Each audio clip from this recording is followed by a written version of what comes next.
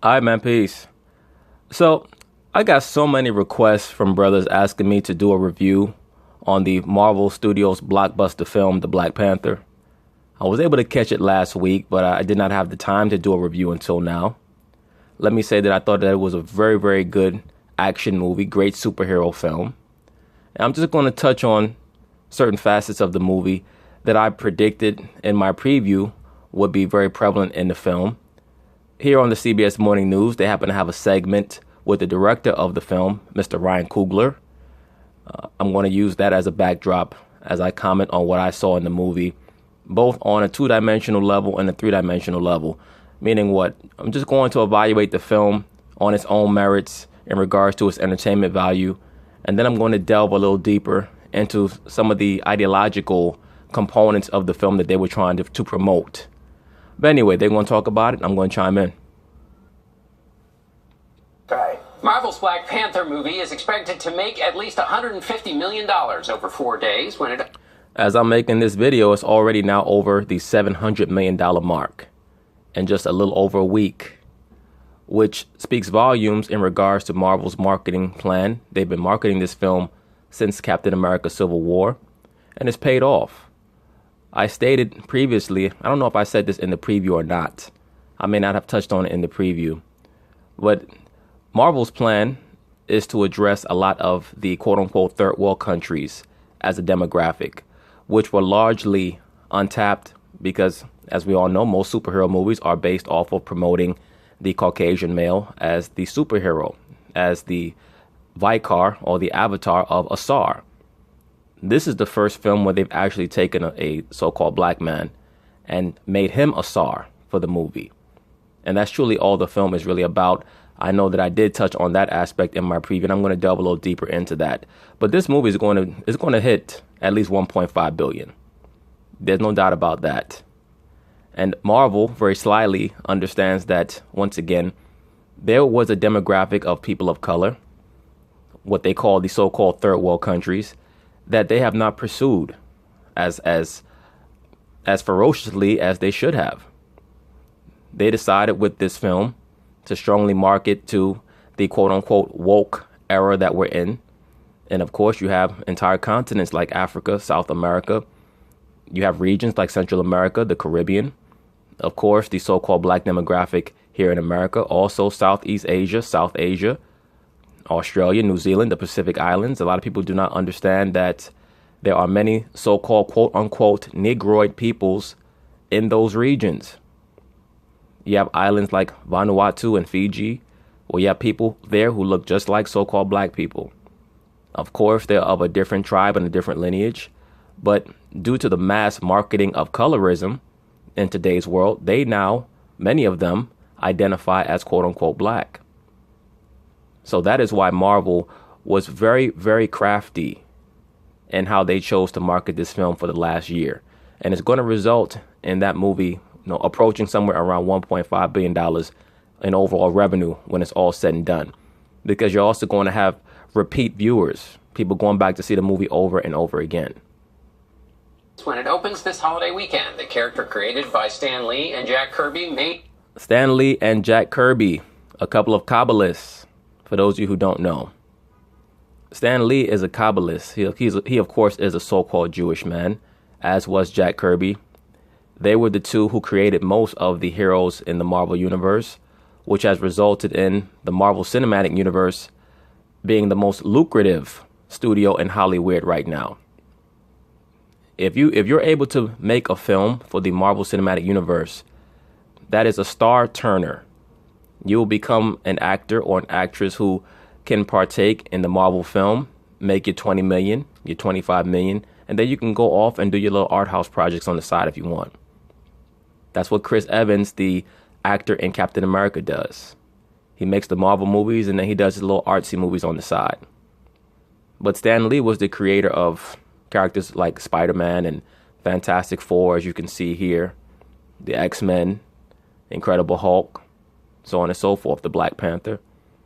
And when you know what you're reading, when you know what you're looking at, you know that he is clearly heavily steeped in pagan mythology, or what they call quote unquote pagan mythology, which is really just the coded version of the story of Asar and the progenitors of humankind, the people who really helped craft civilization after the flood. That's truly who the characters of the pagan mythologies are. So, for example, as I've stated, you have Superman, who is Baal, Batman, who is Khonsu. You have Spider-Man, who utilizes the quote-unquote Manu Cornuto hand sign, so on and so forth. Batman's also heavily influenced by a Mayan god known as Camazotz, if I remember correctly. You brothers can look it up. I believe it's spelled C-A, M as in Michael, A, Z as in Zebra, O-T-Z, the bat god of the Mayans, which basically was a Mayan version of Khonsu, the hunter god of ancient Kemet. But I'll be delving a little bit more into this as we go along. And of course, the Incredible Hulk. He's the Green Man. He's the god of transformation. He's Asar, reborn as Heru.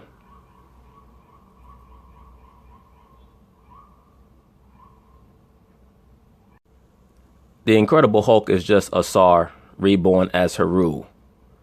That is why oftentimes, if you do any research on either Asar or Heru, they're oftentimes depicted with the green skin, representing regeneration, vegetation, so on and so forth. He was also known in the Semitic system as Tammuz. You brothers who read the scriptures, you can read about Tammuz in Ezekiel, the 8th chapter. I believe around about the 16th or 17th verse. And what that scripture shows you is that even the elders of ancient Israel, behind closed doors, they were worshiping Tammuz. That's why I tell you brothers all the time, the elite in this society, off camera, behind closed doors, they venerate Pan, Bacchus, whatever you want to call him. It's the same entity as Tammuz, who was just a Semitic version of Heru. That is who they venerate. Bottom line. That's why I did that video on Oprah where I showed her worshiping the radiating eye of Heru. Kirby made his comic book debut in 1966 alongside the Fantastic Four. He's appeared in dozens of Avenger titles and his own series of comics over more than 50 years. The highly anticipated movie starring Chadwick Boseman is the first major superhero movie with a black lead character, a black director, black writers. Now, pay very close attention to this layout right here. This was purposefully done, where they had Chadwick in the middle as Asar, of course, in the all black. And then, of course, he's accompanied by his consorts, that being Isis or Aset and Nephthys. That goes back to a ritual in Kemet where the pharaoh had to be accompanied by the two goddesses on either side. But once again, I'm going to be delving into this because there were some role archetypes that they very slickly and craftily tried to propagate in this film. In regards to the role of the woman, we all know that many women went and saw this film and went gaga over the fact that there was some quote-unquote strong black women. But there was a reason for that. It was in reference to the Kemetic mystery school system. Writers and a predominantly black cast. The Los Angeles Times calls it a superhero movie whose characters have integrity and dramatic heft. I agree. I do believe that many of the characters had quote-unquote dramatic heft. I thought that the actors did a phenomenal job from the top to the bottom. From the young sister Letitia Wright, who played his sister in the film, Lupita Nyong'o, Chadwick Boseman, Michael B. Jordan, I thought that they were all phenomenal, particularly Chadwick Boseman. Now, there's a huge undercurrent of quote-unquote pro-blacks and internet revolutionaries that are lauding the character of Killmonger and the performance of Michael B. Jordan, and he was great. But I thought that it was far more difficult to play the role of the Black Panther, which is played by Chadwick Boseman, because it demanded more nuance. When you play a villain like Michael B. Jordan played, he himself has acknowledged that he took the performance of Heath Ledger as the Joker as an heavy inspiration for his depiction of Killmonger, and you can see it. I also saw, quite frankly, I saw a lot of Tupac's performance in Juice. When you play those type of characters, you can really go all the way in with it. So it's easy for people who watch films like that to get caught up in how energetic the performance was. But I thought I thought Chadwick Boseman's performance was in certain scenes very poignant, very nuanced, very pristine. I thought the brother did a great job, particularly in the scene where he spoke with his father about why he chose to leave the young boy after his father killed his brother. I thought that was a phenomenal scene. Show off. That's the little sister. I love her. Ryan Coogler is the director of Black Panther, and he joins us at the table. Good morning to you. Good morning. Congratulations. That New York screening last night, I wish that you could have been in the lobby and you could bottle the feeling that people had when they... Look at Gail doing the thug clap. They walked up, because everybody was going, wow, wow, wow. Denzel Washington said this: I laughed, I cried, I cheered. I saw Steven Spielberg recently at a dinner party, and he knows people, so he's already seen the movie. And a lot has been made about the black cast, and he said, but this movie transcends race. Well, the cast has to be all black because the character is a so-called black man, and it takes place in a fictional society known as Wakanda, which, by the way, is based off of and is a metaphor for ancient Kemet. I've seen some reviews on YouTube with people trying to delve into what the film was actually about. I've seen people who are trying to cast themselves as decoders, especially brothers who claim to be Israelites. I saw one where the brother was talking about why do they keep trying to show us as Africans, because he was referencing the scene in the king's court where T'Challa was presiding over a meeting of, the high nobility of Wakanda. And of course, you had one of the characters there who had the big plate in his lip. And the brother who was trying to review the movie and trying to decode it stated, why do they keep showing us as Africans? We're not. Well, first off, bro, the film is not in reference to ancient Israel. It's in reference to ancient Kemet. Once again, the Black Panther is a modern day manifestation, a modern day representation of Asar or Osiris, the hidden god. As I tell you, brothers, incessantly on this channel, Asar was always depicted as wearing the leopard skin cloak. As we know, a panther is a heavily melanated leopard. And the proof of that at the very end, if you guys remember, when the Black Panther finally squares off against Killmonger, Killmonger has on another version of the Black Panther suit, and in his version, the helmet can turn spotted like a leopard. The priests of Osiris in the ancient world always wore leopard skin. For those of you brothers who read the scriptures, if you're in the knowledge or whatever your belief system is, if you read the Bible, but particularly for you brothers in the knowledge, many times people will try to disprove that the Israelites were black by trying to cite a scripture in Jeremiah, the 13th chapter and the 23rd verse, where it states, can the Ethiopian change his skin? Can the leopard change its spots? And they'll say, well, if the Israelites were black, why would Jeremiah highlight the skin color of the quote unquote Ethiopians who were Cushites? That verse was poetic. It was meant to convey that the Ethiopian priests wore the leopard skin cloak. Even when you look up that term skin, for can the Ethiopian change his skin, it's the same term or the same word that is used for animal skins. Jeremiah was referring to the wickedness of the priests of Osiris, but it had a double meaning. That's why he stated, can the Ethiopian change its skin or his skin, and can the leopard change its spots? He was referencing the priests of Asar, meaning they could not change. Even down to today, the modern day priests of Asar, who are the Catholic priests. When you find out that someone is a Catholic priest, you pretty much know what they're about. And I'm sure that certain people may have an issue with that, but it is what it is. But that's not the scripture that you would have to be concerned with if you're trying to prove or show someone that the people of ancient Israel were people of color, quote unquote, or so-called black people. That's all throughout the scriptures. When Joseph's brothers came to see him, they did not know that was their brother. They thought that was actually a high notable of Kemet. And if you read Genesis, the 10th chapter, it tells you that the descendants of Mizraim, or the people of Egypt, were the descendants of Ham. So we know that Ham was a so-called black African, or the progenitor of the so-called black Africans. So it's not that difficult when you piece together what the scriptures are saying. But really, brothers should not be trying to go back and forth with people in regards to the race or the color of Israel anyway. That's a waste of time. If people are trying to go back and forth with you about that, if you're instructing someone and you want to show them things very quickly, of course, we know that when Joseph's brothers first came to see him, they did not even recognize him. They thought that he was just another Egyptian noble. He had to tell them that I'm your brother. That means what? That he was pretty much indistinguishable from a Kemetic overlord. And as we know, once again, when you read Genesis, the 10th chapter, it details that the people of Kemet were descendants of Ham, who the Caucasian historians themselves tell you is the progenitor of the quote-unquote Africans. So it's just basic stuff. It's nothing to get caught up in. And even when you go to Acts, the 21st chapter, it tells you about how Paul was called a quote-unquote Egyptian.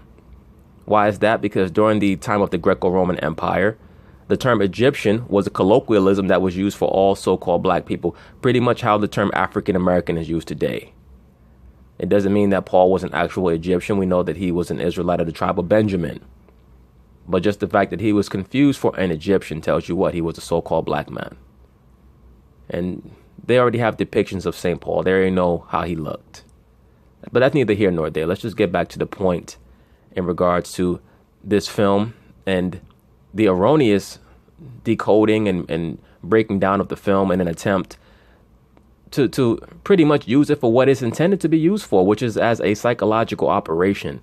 A lot of brothers are assisting Hollywood in promoting this film as a jumping off point for quote unquote black pride. And that's not really what it's for, or what it should be for. This is entertainment.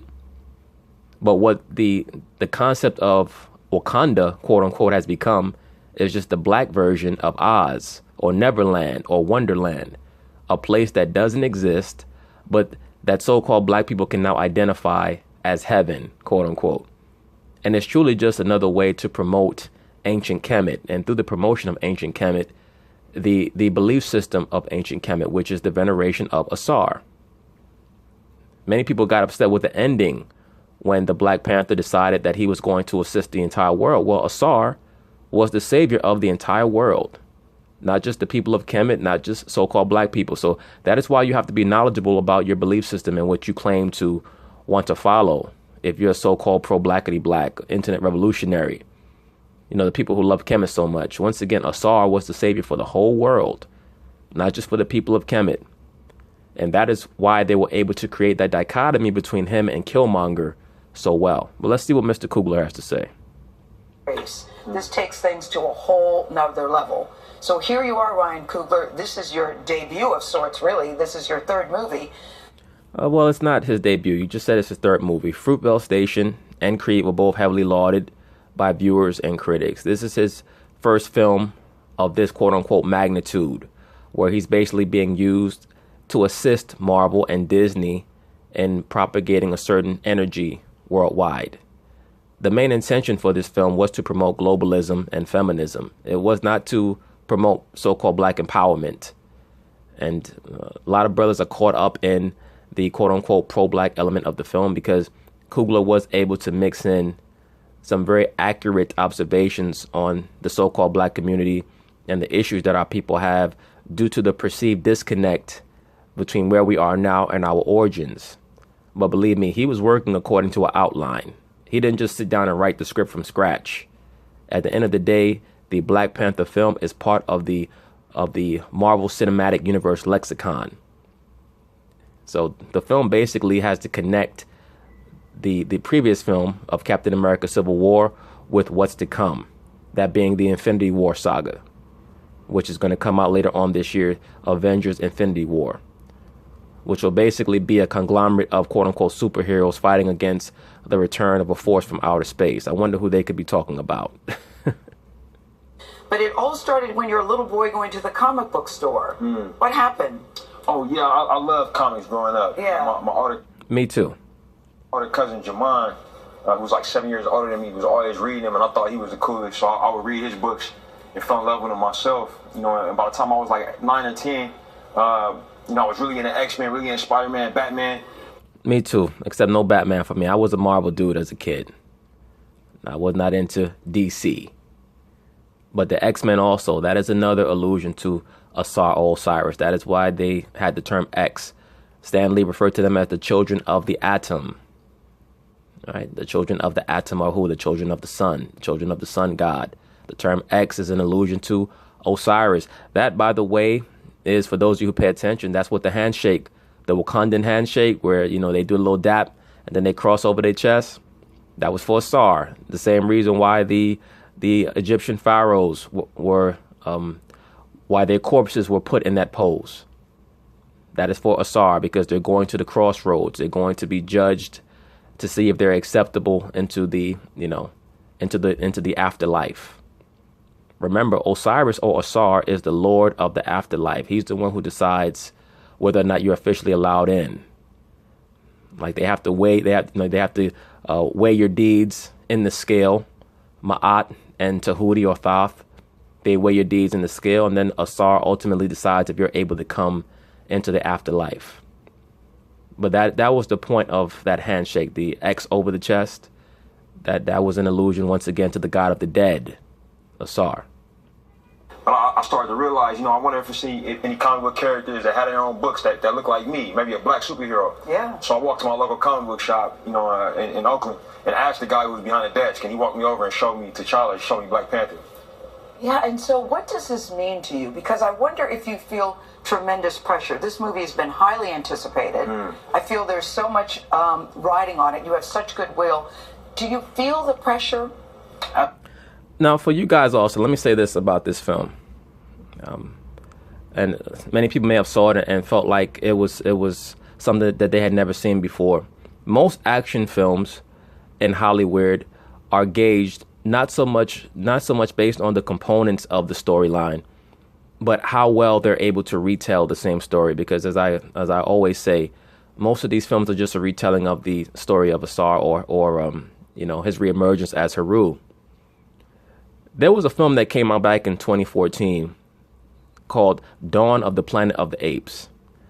And if you pay very close attention when you watch the Black Panther, it's very clear that they were heavily influenced by Dawn of the Planet of the Apes.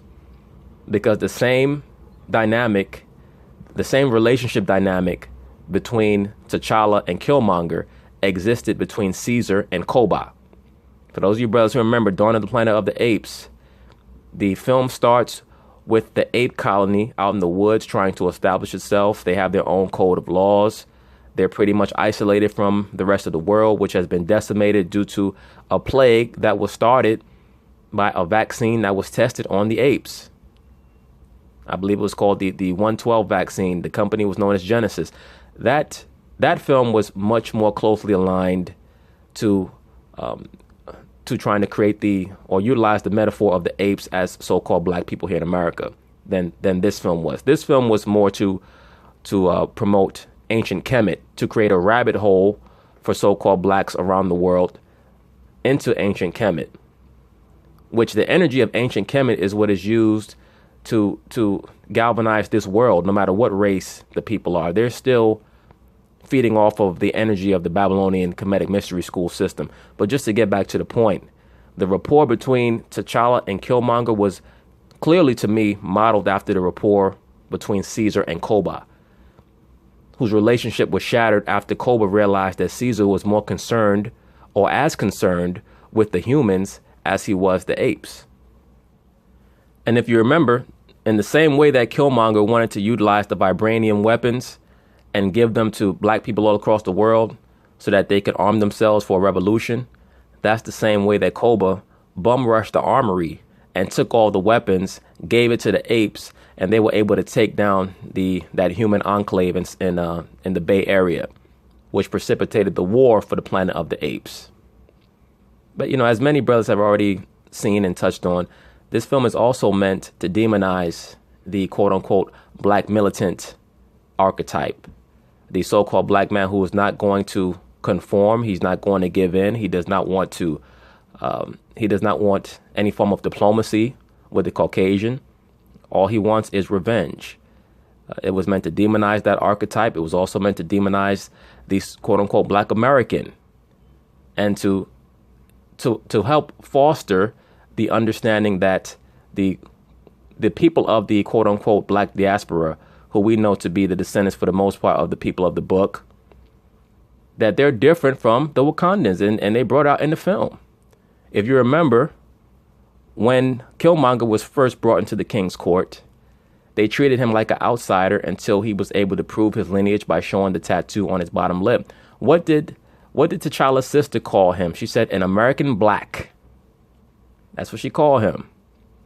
She didn't say that this is a brother. She said, an American black. Why is that? Because as I tell you guys on my channel, the other races align themselves by their tribe, by their clan, by their lineage, not by skin color. Skin color is a corporate designation. It's not a race. That is why when America was first incorporated and established, they called the Asian man yellow. They called the Native Americans red. They called the so-called black man black. They called themselves white, so that they could establish color codes. That's all it was about. This film revealed a lot. Remember, at one point, T'Challa even said that he was not concerned about all people. He was only concerned about Wakanda. Absolutely. I feel the pressure every day. Thankfully, I grew up playing football, playing sports, played in college. Yeah. And have been under high pressure situations, and that. Oh, and let me while I see this still shot here, the scene where the head of his security, the leader of the Dora Milaje, his security unit, which, as most people probably know, is inspired by the all-female military of Dahomey, which was an empire that was along the west coast of Africa, so-called Africa, in the late medieval time period from, around the 1500s all the way to the late 1800s. It's also in relation to the concept of the Valkyries, who were the protectors of Odin. But just to get back to the point, when she was flying the spacecraft, she was utilizing Merkaba. Did you notice that she was sitting in the lotus position and she had her hands in the form of the yoni, forming, the so-called OK sign with both her hands, because she was using her mind power to fly. It's known as Merkaba. All right, Merkabah. Once again, that's in reference to ancient Kemet. To me, even though the performance of Lupita Nyong'o was very impressive, as well as everybody else in the cast, it's amazing to me that I see a lot of brothers talking about the strong sisters in the movie. Lupita Nyong'o's character was in reference to the mindset of the modern day liberal female.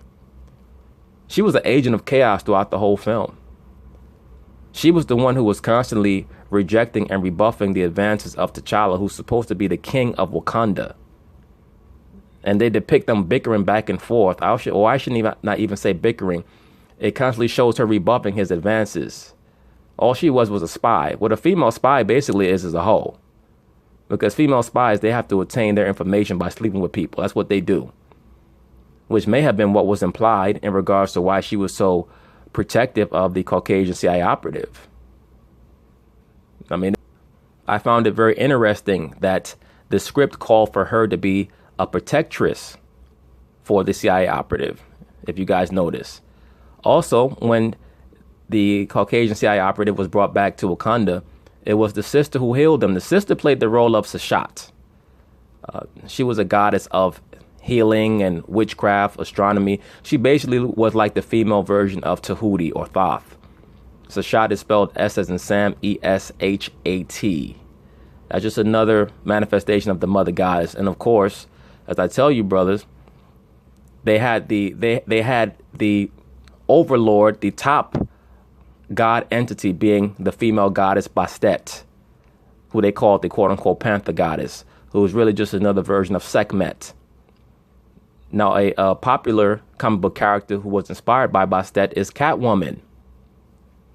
But did you notice how they tried to make, or I shouldn't say tried, they successfully created the dynamic where the woman is the top entity, the top goddess. All these Black Panthers are men, but they're getting their power from the mother goddess. That, once again, is in reference to ancient Kemet. Okay? And if you notice, as I stated in one of the first history videos that I did, maybe the first history video that I did, where I just lightly touched on history, they confirmed what I told you, brothers, before. The people of ancient Kemet are the Nilotic peoples. The people who inhabit today Uganda, Kenya, South Sudan, those are the descendants of the ancient people of Kemet. That is why Wakanda is located right in the middle of those three countries. So-called Black Americans are not the descendants of the people of Kemet. This film was made as a rabbit hole to pull you guys down into that pro-Black, Kemet Wakanda mentality, have you guys bugging out of your mind. And if you pay very close attention to many of the videos that have been made in the aftermath of this film, where they show so-called Black people coming out the theater and they're dancing and all that, they're making dance videos, you notice the men are always in the back. I'm watching the film. I'm like, damn, is this film about the Black Panther? Or is it about his sister? His sister's in more scenes than him. And they have a scene where she's throwing up her middle finger at him. Like, come on, I know you're trying to convey that they're, you know, they have a very close brother-sister relationship, but that to me was disrespectful. Also, before I forget, let me also touch on the first fight between T'Challa and Killmonger, which was just another confirmation that the character of the Black Panther is Osiris or Osar. In the story of Osiris, depending on which version you read, in one of them, Set is able to trap him in a coffin and put him into the waters where he emerges in Phoenicia. He's pulled out of the water in Phoenicia, and his coffin is placed in a strategic place where a tree sprouts out of it. In other versions, he's killed, he's cut up, his body's dumped into the water. Well, if you notice in the fight that he had with Killmonger, Killmonger dumps his body into the river. He gets pulled out of it. And how does he get revived? How does he get brought back to life? Lupita Nyong'o has to pull the quote-unquote heart-shaped herb, which is really just represents the lotus flower of Heru. She pulls the heart-shaped herb, and his sister, and his mother escape with the white man to go find him. Now, I mentioned in the video that I did on Wicca, or I may have mentioned it, the concept of the triple goddess. The triple goddess basically is basically a concept based on the understanding that the goddesses come in three forms: what they call the old crone, the mother goddess, and then the young daughter goddess. And that is why they had to have all three of them come together with that flower to save him. Because depending on what version of the story of Asar you read, sometimes Isis is mentioned as his mother, sometimes she's mentioned as his wife, sometimes she's his sister. So they had to have all three come and save him and give him that heart-shaped herb, which of course in the story is the magical penis or the magical phallus, but also the lotus flower, which is the flower of Heru, the flower of Shiva, to bring him back to life. And of course he had to commune with the ancestors, previous pharaohs who lived, so that he can get an understanding on what he needs to do. But I thought that was the best scene in the film, when he confronts his father about leaving that little boy. That, I believe, was meant to touch on the absence of the quote-unquote Black father and the importance of having the quote-unquote Black father, the Black patriarchy. That was, to me, the best scene in the film. And I thought that was the best acted scene in the film, particularly by Mr. Chadwick Boseman, who did a great job. That environment. And like when the game is on, you gotta tune all that out. Focus on catching the ball and do what you gotta do for your team. Forrest Whitaker, he played Tahuti. He played the advisor. That was his role. Notice that the Black Panther, both the Black Panther and Killmonger, they had to drink a beverage that looked very, very near to blood. Well, particularly the Black Panther, he had to drink that beverage in order to have the Black Panther power stripped from him to engage in combat with another person. And then to get the Panther power back, he had to eat of the quote-unquote heart-shaped herb. But yes, Forrest Whitaker, he played Tahuti or Thoth, which even the director notes is this movie's version of Obi-Wan Kenobi. But if you let the pressure interfere with you too much, it can stop you from doing your work. Yeah. But it was always there. So Ryan, what were you focused on when you're making this? What's the thing always right in front of your mind? Well, what's in front of his mind is to understand that he has to stick to the outline that Marvel gave him. He was given some gravity to write a script. Him and some other people who also assisted him in writing the script I believe that they said Donald Glover assisted him. Another brother named, if I remember correctly, John Robert Cole, who's married to a white woman, by the way. He's a brother, but he's married to a so-called white woman. They assisted him in writing the script for this film, which, once again, I would give it out of 10. I will give this movie probably about an 8.5, maybe a 9. It's one of the better Marvel movies that have come out.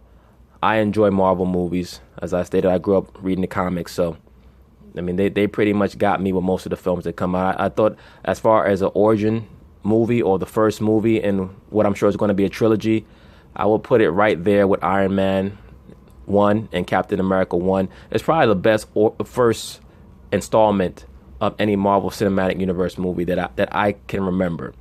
Do I think that it's the best Marvel movie that I've seen? No. I would take Captain America Civil War over this. I would also probably take Captain America Winter Soldier over this as well. But I would give this a slight edge over Iron Man 1 and the first Captain America also. I thought that the Captain America trilogy is probably second best, in my opinion, second best comic book trilogy that I've ever seen outside of the Dark Knight trilogy. I thought that the Captain America movies just kept getting better and better in regards to storytelling, characterization, etc. But this film is right up there. I would give this probably 8.5 or 9 out of 10.